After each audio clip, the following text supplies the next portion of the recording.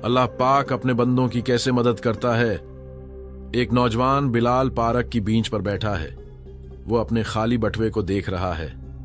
उसके चेहरे पर उदासी और फिक्र नुमाया है। पस मंजर में चंद दरख्त और हल्के बादल हैं जो उसकी मुश्किलात की इक्कासी कर रहे हैं। एक ज़ईफ शख्स फुटपाथ पर बैठा है।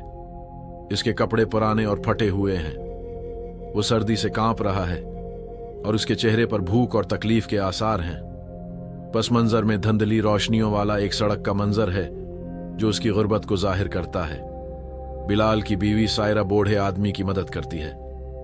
सायरा मुस्कुराकर बूढ़े आदमी को खाना और शाल दे रही है। बूढ़े आदमी का चेहरा शुक्रगुजारी से चमक उठता है। उनके इर्द-गिर्द एक नर्म सुनहरी रोशनी है जो नेकी की बरकत को जाहिर करती है। बिलाल को फोन कॉल आती है अगली सुबह। बिलाल खुश उम्मीद नजर आ रहा है।